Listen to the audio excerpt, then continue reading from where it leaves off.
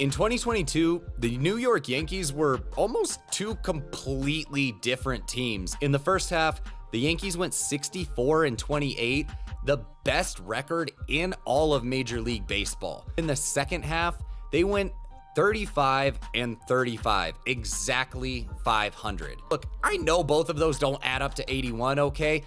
Baseball can't do math, all right? Don't get mad at me. So this begs the question then, what the hell happened to this team? More importantly, which of these two teams can we expect to see in 2023? First, let's go ahead and answer the question, what the hell happened? We can look at the team as a whole, and starting with their offense, of course, the easy answer is just to say, well, they were scoring less runs. They went from 5.4 runs per game down to 4.4. Along with this, their slash line dropped from 246, 331, 445 for a 776 OPS down to 236, 316, 402 for a 718 OPS. When you look just a little bit deeper though, you can see the strikeout percentage got worse, the walk percentage got worse. Overall, they just were having a worse approach at the plate. Generally, when that happens, that leads to worse batted balls. And that's what happened for this team. Less line drives, more ground balls, and just weaker contact in general. Because when you're taking more of what the pitcher's giving you and having to hit pitcher's pitches, rather than staying patient and waiting for those pitches that you can do damage on, you don't hit them as well. Now, when we look at the Yankees pitching as a whole, again, the easy answer is just to say, well, their ERA went up from 3.08 to 3.60 in the second half. But again, diving just a little bit deeper into this, the FIP went up from 3.43 to 3.74. And what is FIP made of? FIP is measured by strikeouts, walks, and home runs. They were striking less guys out, they were walking more guys, and this lack of command led to more mistakes that were getting made over the plate, and those tend to get hit harder in the air, and that does more damage. But the team numbers as a whole don't give us the full picture. For that, we have to look at the individual players, and more specifically, the players that are going to be coming back here in 2023. With the offense, we can just go ahead and start with Aaron Judge, and oh my God, did he explode in the second half, going from a 173 WRC plus in the first half, which is already insane, up to a 252 He was 2.5 times the normal offensive player. When we look at Anthony Rizzo, his second half numbers going from a 138 WRC plus down to 122 was actually a little bit closer to the numbers that he's put up from 2020 to 2021. But those are still actually a little bit above the numbers that he's put up over the last couple of seasons. So he can go ahead and thank that short porch out in right field for that. Gleyber Torres in the second half, going down from a 129 WRC plus to a 99, which was actually closer to the numbers that he put up in 2021. But something kind of weird happened there. He got way overly aggressive, and his strikeout percentage jumped up to 26.8%. When we look at Giancarlo Stanton, 134 WRC plus in the first half down to 68. That's just bad. And it's just hard, I think, for him to be that bad again, for just everything to go against him like it did in the second half.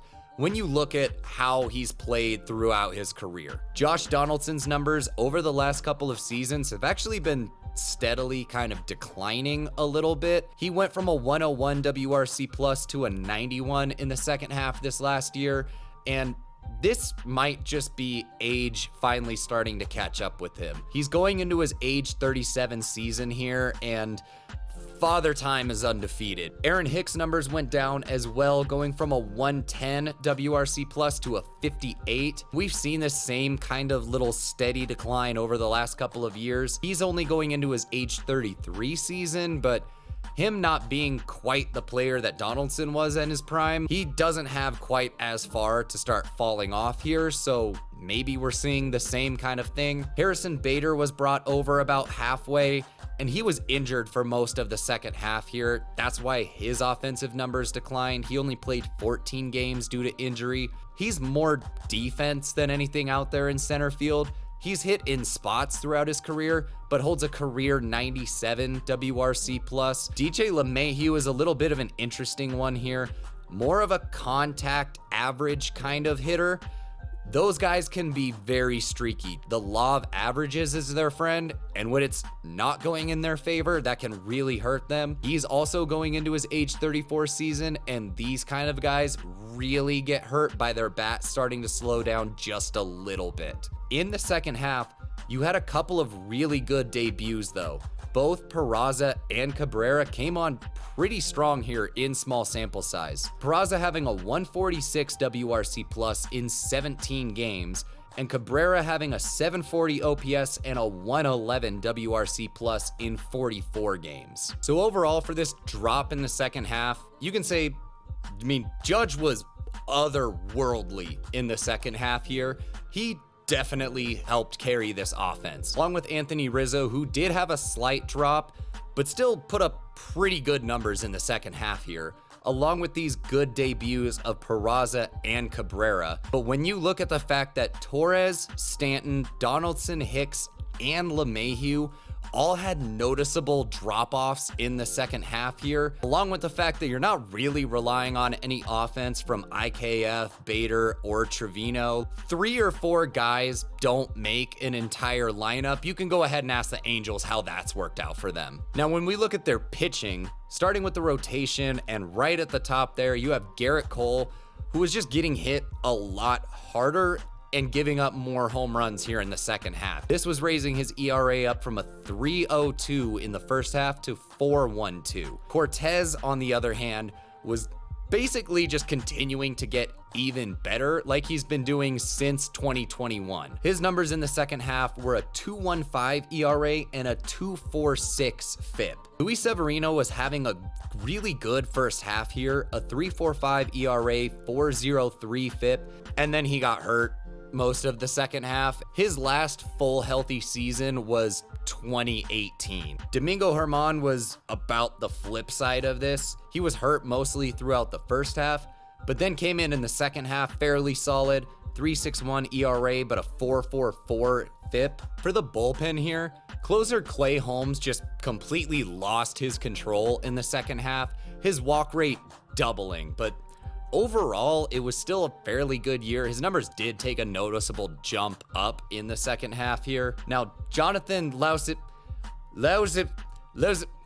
you know who the fuck I'm talking about. In the second half here, coming back from an injury in the first half, his ERA and FIP were insane. 1.82 ERA, 2.88 FIP, but both his strikeout percentage and walk percentage went down. So I don't know what to make of that. Michael King had a great first half here, 2.19 ERA, 2.22 FIP. He got hurt and missed like the whole second half. Then you had Lou Trevino, who came over in a trade, and his ERA dropped down from a 6.59 in the first half to a 2.39, despite a slight bump up in his FIP. So when we look at this pitching staff as a whole, for the rotation, you can say Garrett Cole just started making some more mistakes and giving up more bombs, but Nestor Cortez just continued to keep getting better and better. We also had Luis Severino basically get swapped out for Domingo Germán in the second half there due to injuries. They were putting up very similar numbers. In the bullpen, yes, your closer Clay Holmes completely lost his control, but then you got back here in the second half, who basically stepped in as that like elite kind of closer. You lost King to injury, but then Trevino came over and his ERA was much better, and Peralta and Marinaccio were pretty good throughout. Like overall it was really up and down, but like you could kind of argue that it balanced out in a way. So now this finally gets us to, what does all of this mean for 2023? Before that, if you made it this far, please drop a like, subscribe to the page. It helps out the channel a ton, and you get to see more baseball content like this Now, which Yankees team can we expect to see in 2023? For the offense here, really, I think we can rely more on like the first half Aaron Judge, and even that was like his best year other than this year. That was when he put up 50 plus home runs. So it might even be a tick below that, but that's not out of the realm of possibility.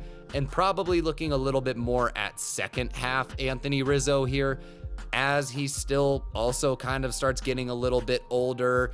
His numbers kind of came a little bit back down more towards where he's been the last couple of years. Still pretty good though. When we look at Torres and Stanton, yes, they had significant drops in the second half here, but both of them for like weirdly uncharacteristic reasons. Like I said, Torres just got overly aggressive out of nowhere, and just nothing was going right for Stanton. I would say it's a fairly safe bet that you can count on those guys relatively bouncing back to the players that they've been. When we look at Donaldson, Hicks, and LeMahieu though, these could bounce back, but I think there also is the chance for these guys that we could just start seeing age really catching up with them, and maybe more of the second half is what we can get a little more accustomed to seeing from some of these guys. When we look at Bader, Trevino, and IKF, I mean, these guys, they're not who you're looking for offense.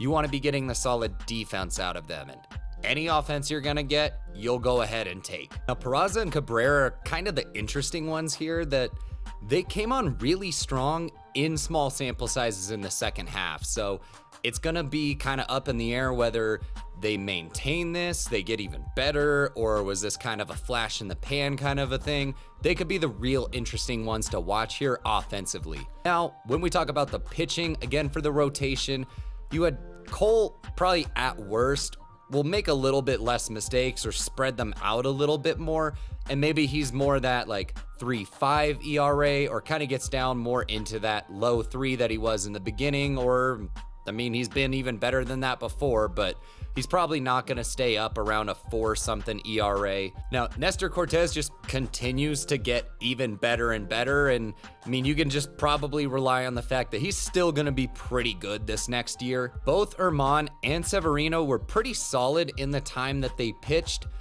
when they weren't hurt. So for them, staying healthy is going to be the big thing here to be able to really contribute in this rotation at the back end, because oh yeah, you're also adding Carlos Rodon to this rotation and his 2.88 ERA and 2.25 FIP from this last season. For the bullpen, basically they were really solid to almost arguably a little bit better in the second half here. I mean, mainly here, you need Holmes to regain his control and kind of even out here.